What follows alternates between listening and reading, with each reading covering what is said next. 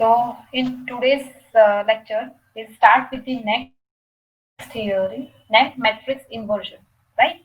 Now, for this matrix inversion, either we can use the Gauss elimination method or LU decomposition method, or one more method would be there, named the Gauss-Jordan method, right? So, in today's lecture, first we'll complete about the introduction of this matrix inversion. What do you mean by this? How to do these things with these different methods, and then in the next lecture, we'll start with this Gauss-Jordan method in detail. Okay. So first of all, what is this matrix inversion? So matrix inversion is nothing but the one identity matrix is given to you. What you have to do, you have to just multiply both sides of this linear equation by the inverse of the A, right? And by doing that, you will get this matrix inversion. So this most economical way to invert an n cross n matrix A to solve this equation. So this one is our basic equation. Ax is equal to b.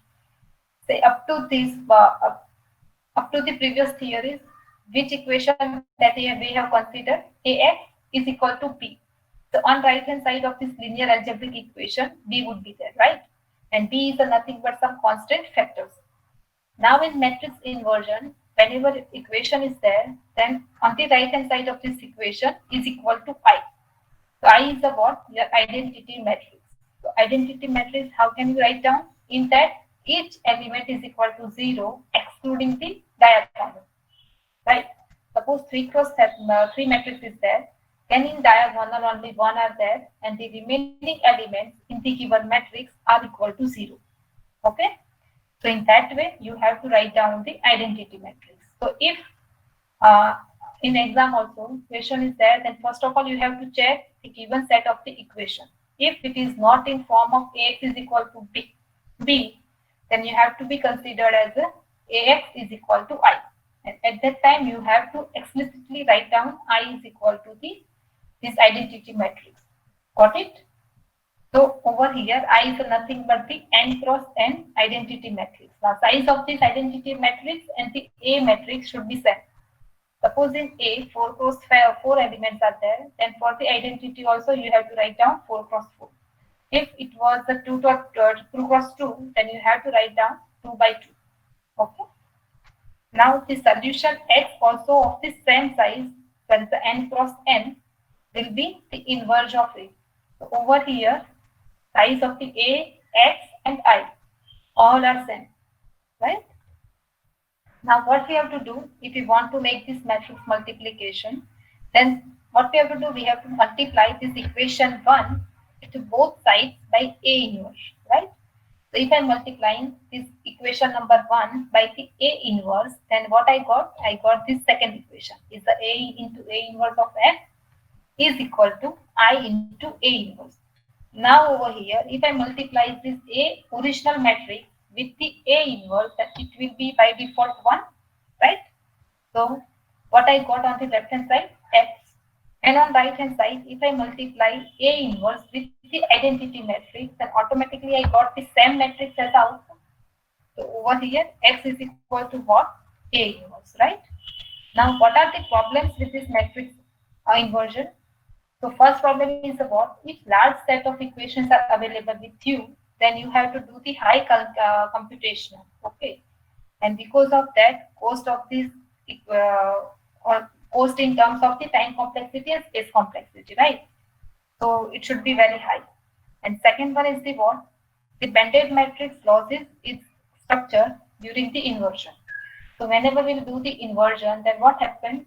The original matrix structure, it is reflected by some new values, right? In our previous theory, what happened? Suppose we'll consider the first A matrix, so it should remain as it is till the end of the calculation. But if we'll go with this matrix inversion, at that time what happened? The structure of this A matrix will be changed, right? At the end of the calculations. Now, one knot is over here.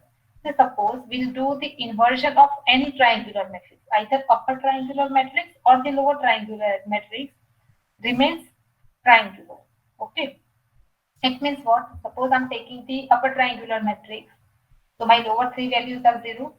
So same thing that I have to manage for the inversion of this triangular matrix, right? Okay. So these are the some notes related to this theory. Okay. Now I'll show you one example related to this one. So over here only this first matrix is given, right? What is this? Is a 25, 5, 1, 64, 8, 1, 144, 12 and 1. Only these things should be given to you. And if I want to minimize the calculation, then what I will give you? I will directly give you this lower triangular matrix and the upper triangular matrix, right?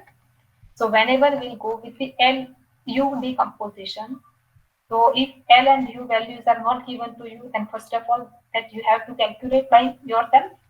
But if it is given to you, then what you have to do, you have to directly use with the further calculations, right? For the further calculation. Now after that, so over here A value is given, lower triangular matrix is given, and upper triangular matrix is given, right? So what you have to do, you have to just follow these steps. So in the first step, what we have to do, we have to just write down B is equal to A inverse. So over here, what we have to do, we have to just find out the values of this unknown in the B. Okay. So how to write down this B? B is nothing but the inverse of the A. Inverse of the A is equal to what? Already we have seen in our second equation, inverse of A is equal to identity matrix, right? So B is what? These are the unknown factors. Is a B 1 1 1 2 1 3, 2 1 2 2 2 3, 3 1 3 2 and 3 3. And which is equal to what? 1 0 0 0 1 0 and 0 0 1. So these right hand side matrix which contains diagonal is equal to 1 and all the remaining elements is equal to 0 is called the identity matrix, right? So up to the step number 1, are you getting me? For this theory in your exam or for the examples, either A is given or sometimes A, L and U is given to you, right? And what you have to do, you have to start with this calculation. What we have to do in the first step, first of all, we have to just write down this B is equal to A inverse. So A inverse is nothing but the identity matrix and B is equal to nothing but these unknown values. Now in step number 2, what we have to do, we have to just multiply this A with the first column of this unknown from the step number 1. So in first column, what are the values? B11, B21 and B31. That only you have to multiply with this first matrix, right? And relative values for this first column is already available with us, right? That is a 1 0 0. Okay. So what we have to do, we have to just separate out this step number 1, 2 matrices column by column in this step number 2. And each column along with the respective values that we have to multiply with our original value, right? So over here my A is what? 25, 5, 1, 64, 8, 1 and 144, 12 and 1. Okay. So what we have to do? We have to substitute that value instead of the A, then B for the second value that is a B11, 21 and 31 that we have to find out, and the respective column values is a 1 0 0 in the identity matrix that we have to directly write down. Now by solving this equation, what we got? We got the values of B11, B21 and B31 and which is equal to the my first matrix, right? Sorry, the right hand side. That is the 1 0 0. Okay. So by solving this step number 2, what I got? I got the value of B. And what would be my value of B over here? So it's a 1 0 0. Okay. So what I'm doing over here in third step is the Ly is equal to B. So L is equal to what? My lower triangular matrix, right?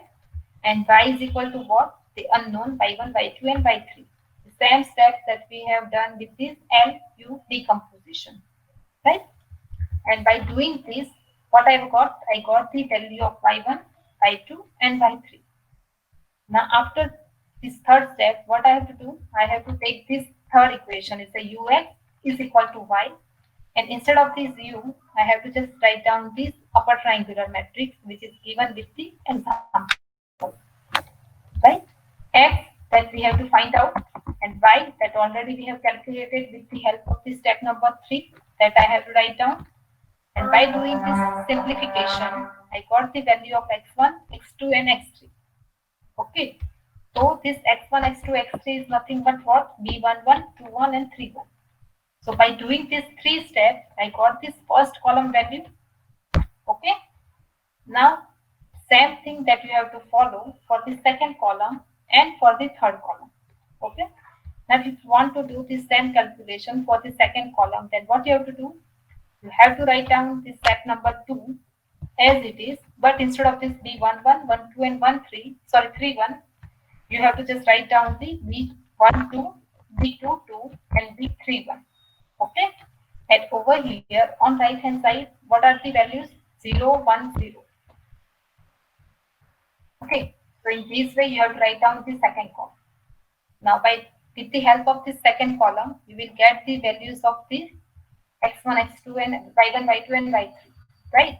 And then you have to substitute that value in this step number 4, and you will get the values of the x1, x2, x3. Now, same thing you have to do with the third column. So in third column, again you have to take this first A matrix, then the third column is the 1, 2, 2, 2, and 3, 2, 3, 3. And for that, values are 0, 0, and 1. Again, what you have to do, you have to calculate these values B11, sorry, B31, 32, and 33. Substitute that value in the step number 3. Ly is equal to B. With the help of that, calculate these values of the y1, y2, y3. Substitute that value in the step number 4. You just calculate this value of x1, x2, and x3. Right? And by doing all these steps, I got this final B is equal to A inverse. So in A inverse, I have to do the substitution.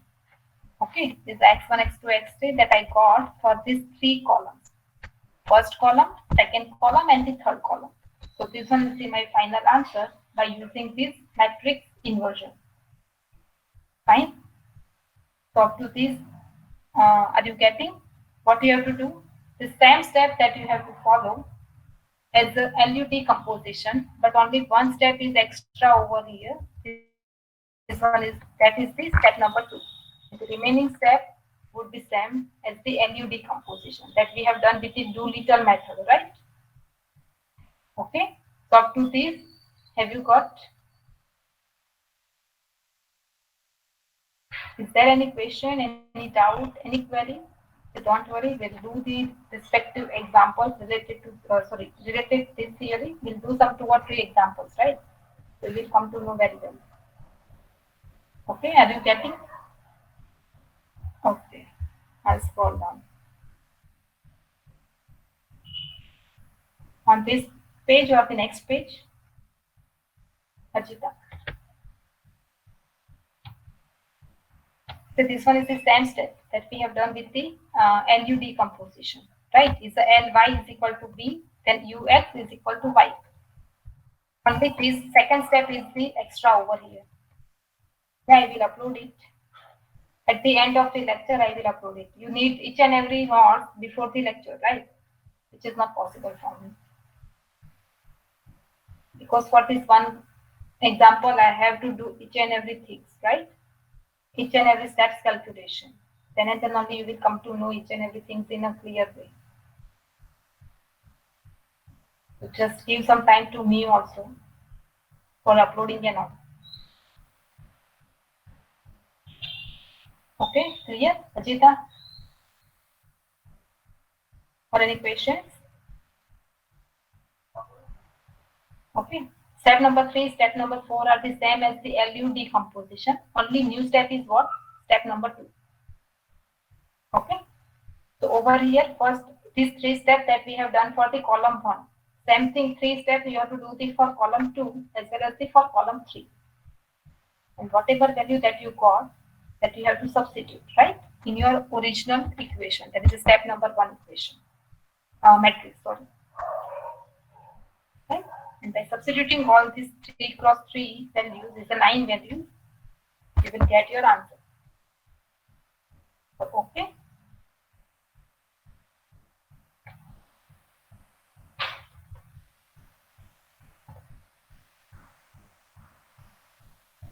Yeah, over here what is that? This one is the one simple 3 cross 3 matrix is given to us, right? In the question A. Now suppose over here, instead of the A, some set of the equations are given, like 25x1 plus 5x2 plus x3 is equal to xyz, right?